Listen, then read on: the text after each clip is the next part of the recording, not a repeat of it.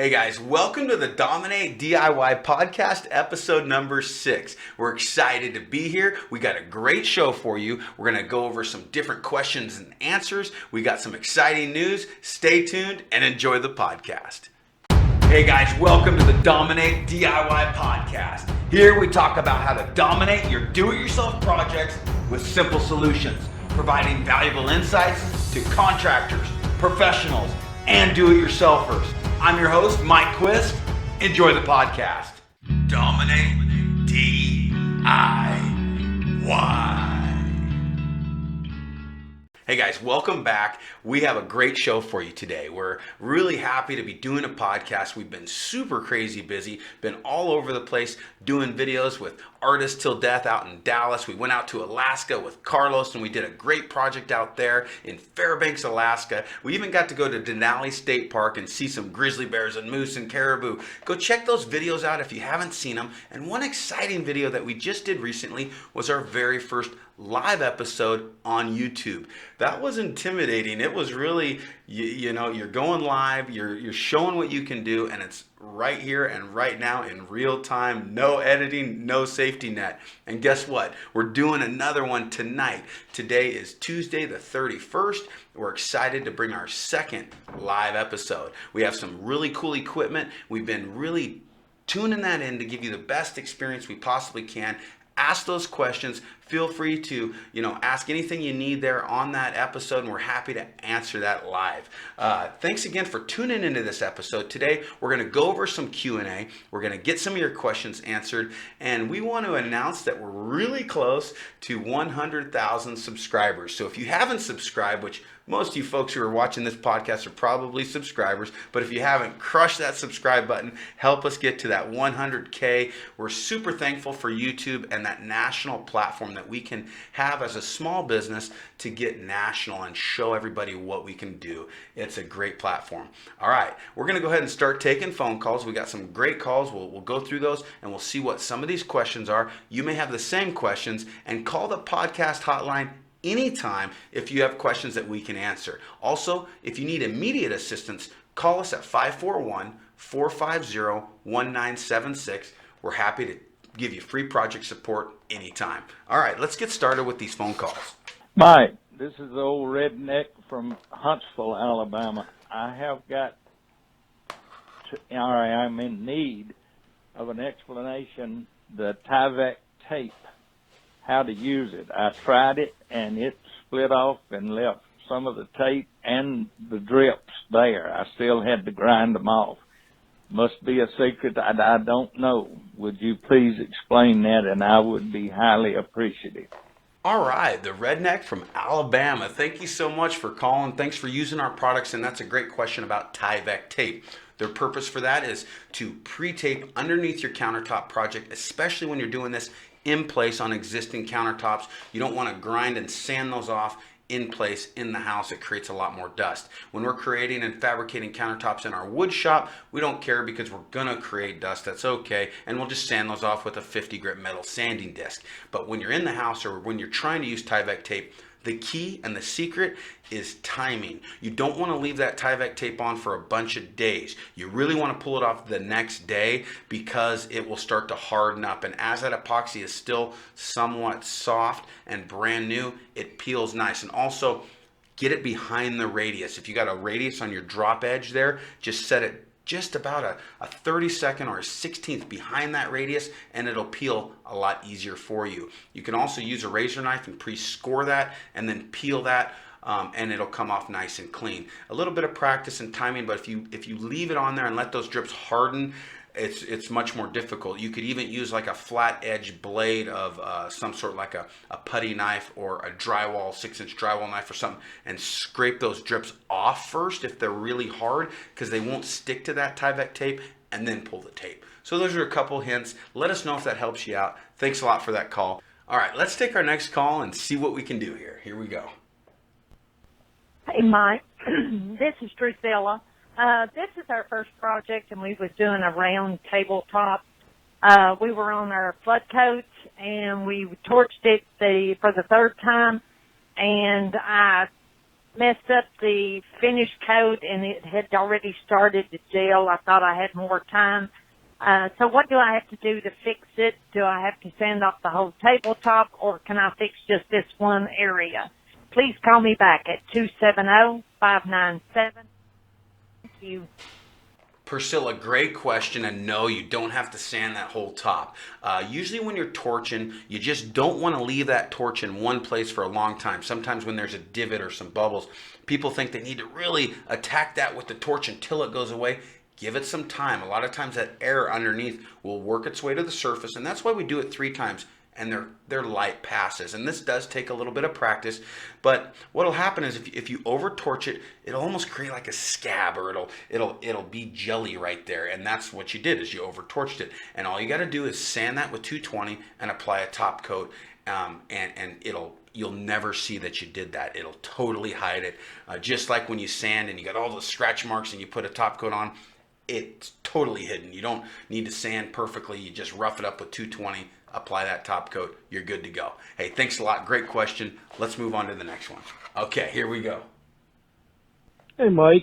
How you doing, buddy? This is Mike Kern from Justified Design. I'm a industrial designer, and just calling to check to see if your product works on glass for backlit applications. Just seeing if that would work. I think that would be a really cool application for some stuff. See if it would be transparent too, or translucent enough somehow to show light through it. So thanks a bunch, buddy. God bless, and hope to hear your answer on your podcast. All right, thanks a lot. Bye-bye. Great question, Mike. Thank you for calling in, and that is a really cool question, and that sounds like a neat, unique project. We'd love to see pictures of it if you do this. Key with glass is you want to apply a clear, transparent bonding primer. Our bonding primer is opaque, it's gray, and so you wouldn't want to use our bonding primer. You'd want to use a product called XIM Peel Bond. It's a clear, it goes on milky, but it dries pretty clear, and you want to apply that to glass first, and then our product. I would test it on a small pane just to make sure you're happy with it. And if you etch that glass, that would be really good as well. But even if it's a clear pane, this should work really well. And I'd love to see it backlit. It sounds artistic, it sounds really cool, and it should not peel if you apply that XIM Peel Bond first. Mike, thanks a lot. All right, let's take our next question. My name is Ron. My number is 909. I'm putting the Carrara marble on some Formica, and I was doing it in probably a little over 90-degree weather, and it was very, very loose, very runny. And on the top, it turned out fine, but on the edges, when it finally dried, all the paint color went away. And before I put on the second flood coat, I was wondering if you could give me a suggestion on what I might be able to do. Can I just maybe dab some and rub some paint in on those edges, let it dry, and then put on the final flood coat? Or if you have any other suggestions. My name is Ron, 909. Hey Ron, good question. Carrara marble in 90 degrees, and it was really loose. So what we do is first you want to do about between 65 and 80 degrees is ideal. If you're really warm like that, it is going to be loose and more runny, more viscous. What we'll do is we'll pre-paint our edges. We pre-paint everything with 2 coats of paint and primer, and 1 on Carrara marble. We use Behr paint and primer, tinted in natural gray. It's just a really, really light gray, but it doesn't have a yellow hue to it, which is what we're after. And so we use that, and then you want to pre-fog a little bit of spray paint. You could even water it down and apply it with like a rag on those edges, or you could even do a water base where you just almost faux paint those edges to give it a little bit of visual interest, because if you see through that epoxy, you want to see through to something with interest, not just raw MDF or your old Formica. You want to pre-treat that. Now let's say you did what you ran into, where the top looks okay, but there's no color on that front edge. You can do the same thing. You can just kind of full paint that in, or fog a little bit of paint, and then you could even just mix up like 4 ounces or whatever you're going to need for those front edges, and brush those edges and kind of fog a little bit and chop a little bit of color into those edges. Don't try to put it on too thick because it's just going to run off, so you got to go thin anyways. Brush a thin coat, apply a little color, and let that dry. And do it in the evening or the morning when it's already kind of cool, and you'll have better results. Let me know if that works for you, and then just do it clear over the whole thing, and you won't see that transition from that one coat. You probably want to tape off the countertop to where you're just doing the edges. That way you don't get a big glob or bumps that are too high to overcome with your top coat. So if that makes sense, you're just applying it on that front edge, peel your tape, let that dry, and then do a clear flood coat, and you should be really good to go. All right, thanks a lot. Great question. Okay, let's take our next question here. Please call Darlene Greenberg in Arizona, 602. I just looked at your YouTube, and this is how I want my Formica done, but I can't find anybody in Arizona, Phoenix, Arizona, that does it.